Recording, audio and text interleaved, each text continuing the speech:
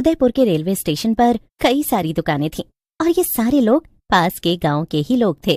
कई सालों से लोग उस रेलवे स्टेशन पर अपनी रोजी रोटी चलाने के लिए दुकान लगाए बैठे थे, लेकिन पिछले कुछ समय से उस रेलवे स्टेशन पर लोगों का आना जाना कम हो गया था। एक रोज उस रेलवे स्टेशन पर एक पति पत्नी उतरते हैं। अरे भाई सुनो जरा, ये दौलतपुर गांव का रास्ता किधर से जाता है? अरे बेटा, इसे रास्ता वास्ता नहीं पता, और यहाँ दौलतपुर गांव तो है, लेकिन आपको अभी वहाँ के लिए कोई साधन नहीं मिलेगा, इसीलिए आपको इसी रेलवे स्टेशन पर रुकना होगा। सुनिए जी, मैं यहाँ रुकने वाली बिल्कुल भी नहीं हूँ। क्या हम पूरी रात इस रेलवे स्टेशन पर बिताएंगे? आपको अपने रिश्तेदारों के घर आने से पहले पूरी जानकारी तो लेनी चाहिए थी ना। यहाँ से कितनी दूर है दौलतपुर, आप वही बता दीजिए। यहाँ से आधा घंटे का रास्ता है, लेकिन अभी जाना ठीक नहीं है। हम लोग पास के गांव के ही रहने वाले हैं, आप हमारी बात मानिए, यही स्टेशन पर रात बिता लीजिए, कल सुबह चले जाइएगा। सुनिए, हम आगे किसी और से पूछ लेंगे। ये लोग पता नहीं अपने आप में क्या इशारेबाजी कर रहे हैं। औरत को गुस्सा आता है और वो अपना बैग उठाकर दौलतपुर गांव के लिए निकल जाती है। इन शहर के बेवकूफ लोगों को अगर हम कुछ बता भी दें तो ये लोग उस पर विश्वास करेंगे नहीं और हमें ही मूर्ख और गवार कहकर वही काम करेंगे जो इन्हें नहीं करना चाहिए। हाँ, अब तो भगवान ही इन दोनों की रक्षा करे। बिल्कुल ठीक कह रही हो काकी तुम, अब तो भगवान ही दोनों को उससे बचाए। लेकिन अगली सुबह करीब 6 बजे जब ये तीनों घर की तरफ जा रहे होते हैं, तभी उन्हें लोगों की भीड़ दिखती है। जब तीनों वहां पहुंचते हैं तो देखते हैं कि वो औरत और आदमी बीच रास्ते में मरे पड़े हैं। भगवान अब उनकी आत्मा को शांति दे। अगर रात भर स्टेशन पर रुक गए होते तो ये हाल तो ना होता इन लोगों का। देखो जरा, भेलपूरी भी खरीदी थी इन्होंने।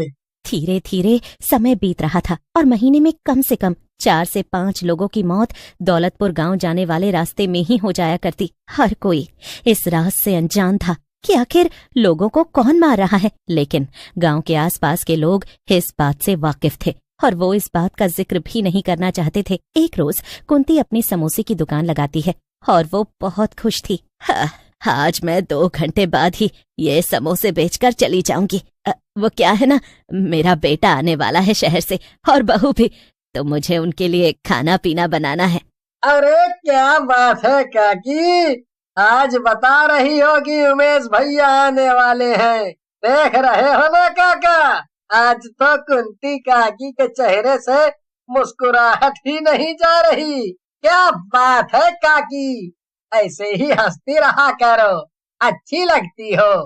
बिल्कुल कुंती, ऐसे ही हंसती रहा करो। कुंती कुछ देर बाद ही समोसे बेचकर अपने घर चली जाती है। अब उस रेलवे स्टेशन पर कुछ देर बाद करीब शाम के 7 बजे एक औरत और आदमी उतरते हैं जो दौलतपुर गांव के रास्ते अपने गांव का सफर तय करते हैं।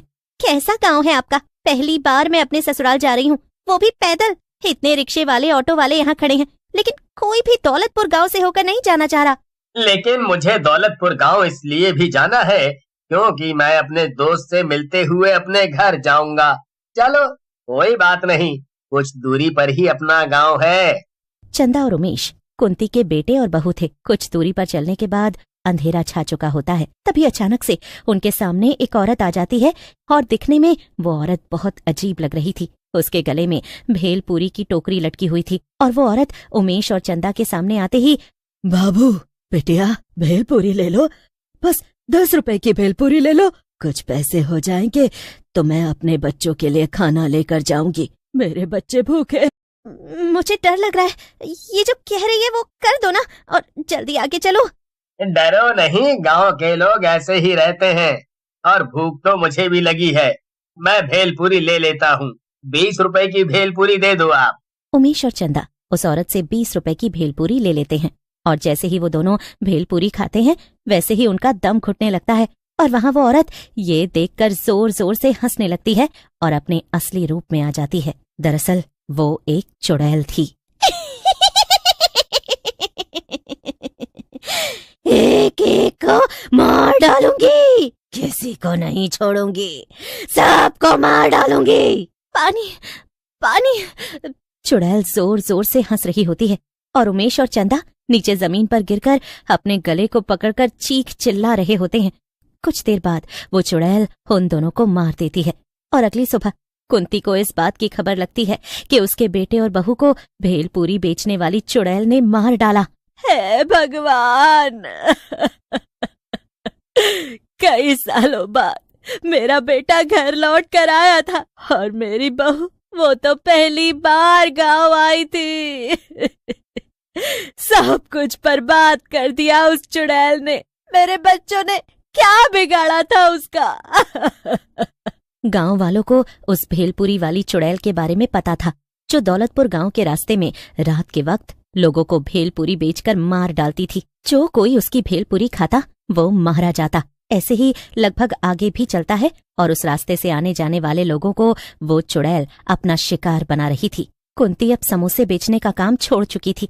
वो बीमार रहने लगी थी और करीब अपने बेटे बहू के मरने के 1 महीने बाद सदमे से कुंती की भी मौत हो जाती है। गांव में कुंती की मौत के बाद लोगों में उस चुड़ैल को लेकर और भी ज्यादा दहशत फैल गई थी। हर कोई उस चुड़ैल के बारे में ही बात कर रहा था। एक रोज चाय बेच रहा कैलाश एक बाबा जी को चाय पिलाता है। बच्चा खुश रहे, भला हो तेरा। इस गांव में लोगों का कभी भला नहीं हुआ है जब से वो दुष्ट चुड़ैल लोगों को सता रही है।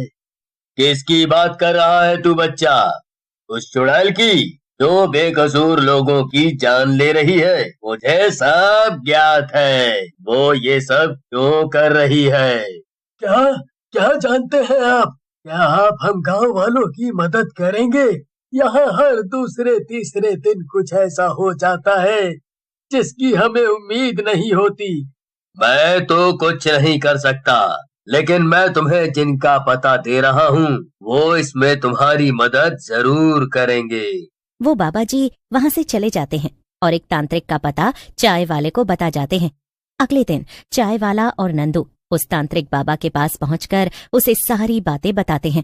तांत्रिक भी अब उस चुड़ैल को अपने वश में करने के लिए गांव पहुंचता है और एक बड़ी पूजा के साथ उस चुड़ैल को अपने बस में करने के लिए मंत्रों के उच्चारण के साथ वहां उपस्थित करता है। और कुछ देर बाद वो चुड़ैल वहां प्रकट भी हो जाती है। तुम गांव वाले मूर्ख हो, सबके सब मारे जाओगे, सबके सब मारे जाओगे मेरे हाथों।